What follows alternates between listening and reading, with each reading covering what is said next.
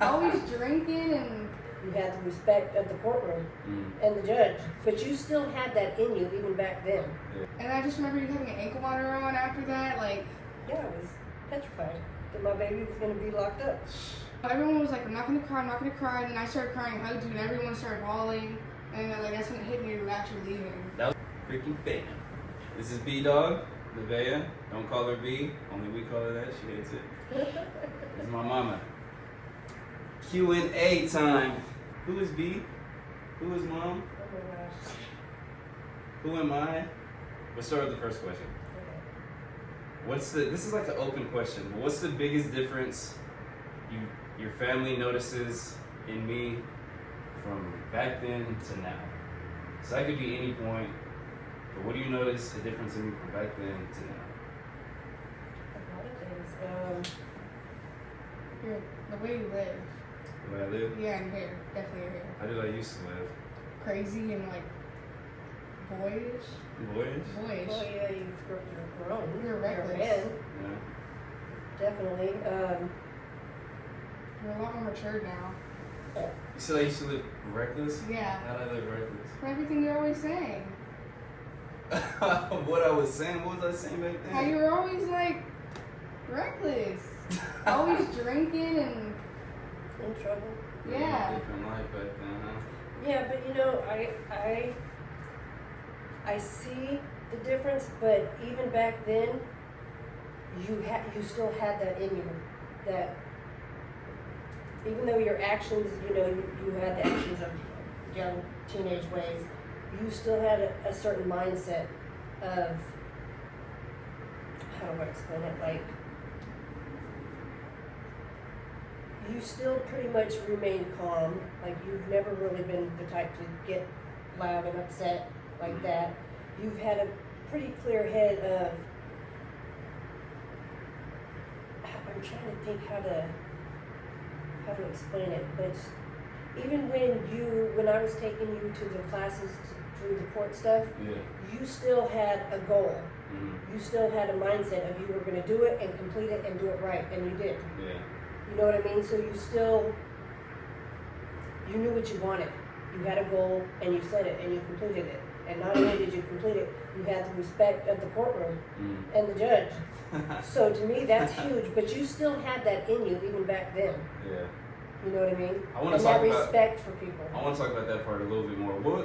How did you feel like through that whole process? Like when I first got locked up, and then the cops brought me to the house because they said that I broke into someone's house, and you didn't even. I didn't even know you were in the car. It didn't even enter my mind. So look, this was my second case. I just hit a lick, broke into someone's house down the street from I thought you were in the garage. where we stayed. I didn't know you And left. the police, I got arrested, the whole thing happened, mom didn't know what was going on. The police were like, where do you live? And I told them the address, like, oh, that's down the street. We got in the back of they put me in the back of the car, drove me down, and we went to my mom's house. And they went up to the front door. I'm in the back of the cop car, hands behind my back, and they're like, they went to the front. I could barely hear them. They were like, yeah, your son just broke into someone's house. And then. Oh, I was mad. But you didn't even know that it was. I had no idea. Well, they called me first, I want to say, or was that a different time? I'm trying to keep it all together because I know they may have called me before they brought you to the house.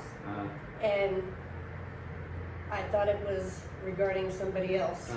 You didn't think it was me? No. And I was in the back of the cop car. Didn't even cross my mind that it was you. Didn't have a clue. You were in the garage, as far as I was concerned, because that's where his room was. So they didn't even tell me you were in the car. Like, I don't know why it didn't enter my mind, but I thought you were already hauled away or something. I was upset. I was very upset. Very heated. If I had known you were in the car, I probably would have acted a fool. I would have acted a fool but once you were there, then I was just like concerned about getting you home. You know, and of course, you know, who you got in trouble with, well, I was determined he was going to go down. If you were going down, he was going down.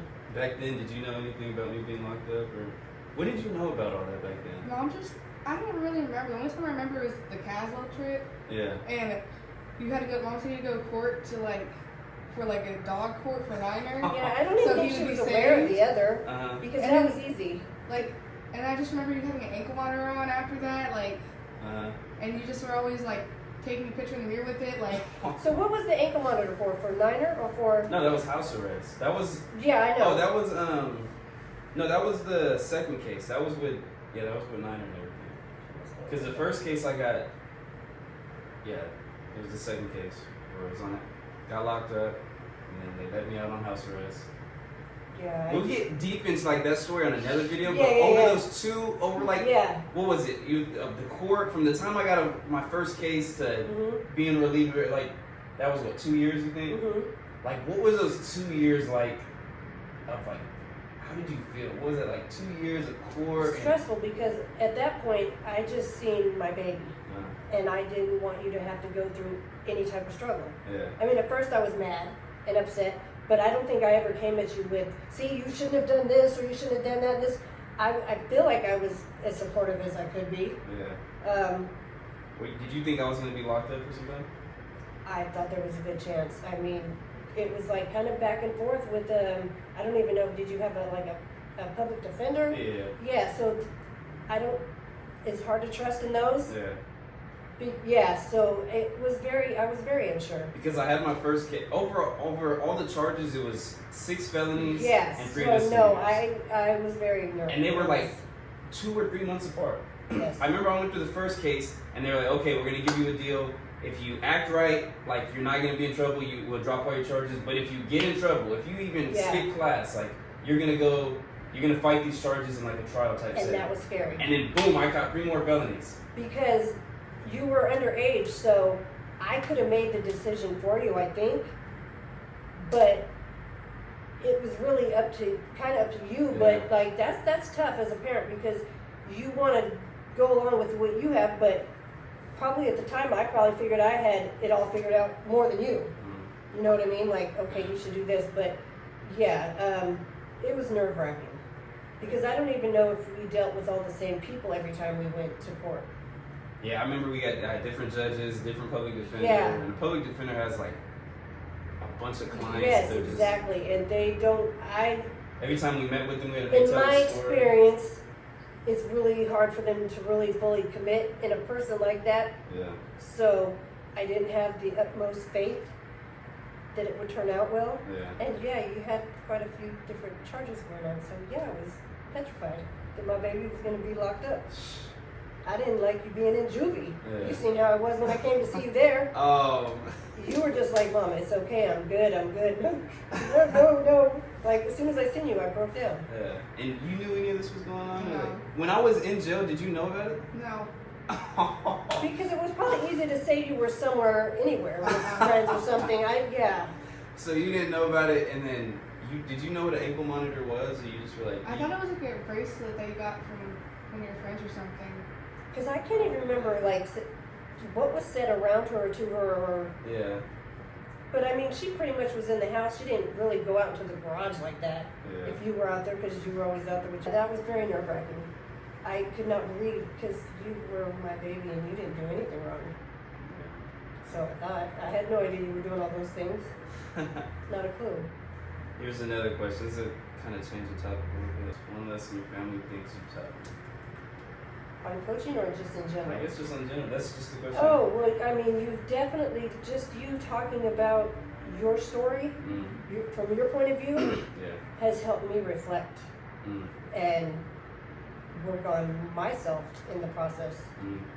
Because there's just things that never came up or that you and I never talked about that I had no idea you even thought that way or that they were even bothered, whatever your feelings was, I had no idea because you and I just really never discussed it. And I guess I kind of assumed everything was okay. Yeah. But seeing things from your point of view, I'm like, oh, okay, wow, that makes sense. I can't say that a lot of it doesn't make sense because I can't tell you, no, you didn't feel that way, that's not how it was. Yeah. Because only you know that. But you talking about it and posting it, it's helped me look back and reflect on the whole situation and work on myself internally. And hopefully become a better person, better mom to that one. And to you guys, even though you guys are adults, I still want to be a better mom. So yeah, you've helped me reflect on my own self. Is there any lesson for that? You've always approached things calmly. Like, you never like get like mad or upset or loud or like crazy. Like where if there's a problem, just like hey, you're like I just mean, like oh well. You definitely have witnessed your mom throughout your whole life freak out over anything that I thought was stressful and overreact, and you were always the one as the kid that calmed me down. There's like quotes I always share on Instagram, and I'm always like posting, and these are quotes that I like truly believe in and like live by. And like one that you kind of reminded me of when you said I'm calm is like, a lot of the things that I've realized in life is people confuse problems and inconveniences. And I think, in my view, there's very few problems in life. Like, problems would be like actually being locked up for a long time, serious medical problems, or like losing family. Something like those are like real problems. But anything else that happens throughout life really is an inconvenience that can be fixed in a few minutes, few days, few months, even a few years. And to me, those are just. And I've just kind of like internalized that mindset, and I feel like that's probably one of the common person. Well, I would have never known how to word it until you, but I can honestly say that I didn't apply it to myself, but I've seen it my whole life with Papa. That's definitely a way that you two are similar, because it took a lot for him to even get really upset, let alone mad. And if he raised his voice when I was growing up, oh, I knew I was in trouble. I knew he was serious. So that's something that you both have, in common. Like, it takes a whole lot for you both to get upset. Whereas I'm just the freak out never, You two are the ones that are always have calmed me down. I don't know if it's good or bad, but yeah. Got another question. How did you feel about you joining the military? I was sad at first because like, oh, you're leaving like for years. Yeah. And then I don't think I really realized you were leaving until you could chop your hair off. And because you were supposed to leave for boot camp, but then you got COVID, so I was like, oh, he's not leaving. And then I remember you like taking me to the airport, and like everyone was like, I'm not gonna cry. I started crying first, and everyone started crying. Oh snap! Like, I don't even know who was all there anymore, but like, everyone was like, I'm not gonna cry. And then I started crying and hugged you, and everyone started bawling. And like that's when it hit me, you were actually leaving. That was the first time I ever seen Papa get emotional. Papa got emotional? Yeah. He cried? Yeah. I remember that. It's like a movie that plays in my head. I remember like being in the house. I remember backing out of the driveway, and I was not going to see y'all for, I didn't know how long, at least a few months, which was the longest I'd ever been away from family. And then it ended up turning out, what was it, a year or 2 years? I think I went 2 years without seeing y'all. No, actually I came back home and then it was 2 years, but yeah, I remember that. That was interesting. How'd you feel about me joining? Oh, I was emotional, but I was thrilled for you, because you know the whole process that I went through with you. Yeah. Like, the journey to get you to that point was a lot. And so I was happy for you. But yeah, I was going to miss you. I was emotional, but I was happy. Yeah. Like, really, ultimately, I was happy.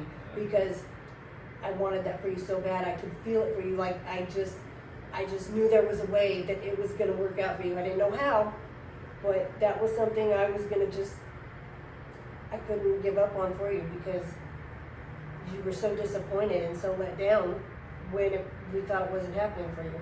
So yeah, I was excited for you. But I was going to miss my baby, of course. I remember going to the recruiter's office a lot. Yeah. Like all the time with you guys, and like there's always this guy that would talk to you, and you were like, yeah, all eager. Yeah, I was really just we were down there a few different times. Last question to wrap up. What does B think about my bachata skills? I don't have a lot of references, but I feel like they're pretty good. Yeah. I mean, you taught me pretty easily. But you didn't put no flavor in it because you were teaching me, so I figured. Yeah, I'll try to keep it just real simple. Even like the other dances we were doing, just try to keep it simple. Because anytime I would like go out and I'll try to learn, everybody's doing the dance but like different. So it's like, in their own way. Yeah, like how do you do it? So let's try to keep it simple. Just gotta get your own. But I think they're good. It was fun. I liked it. Yeah. What do you think about Oh, it? she was pretty on point. She's a quick learner and she likes to dance. Already, I told you that. Like, she loves to dance, so yeah, she stayed intact with you. Yeah, she was keeping it. That was good. But yeah, that is the first Q&A. First of many. I feel like we'll be doing this again. Today's a good guy. Sometimes. A good guy sometimes. Yeah. Leap all over here. He's strict in his home. I'm strict. Keep it clean around here. Well, gotta get ready for this flight. They're headed out to Maui. Gotta live a good life. Bye. Boom.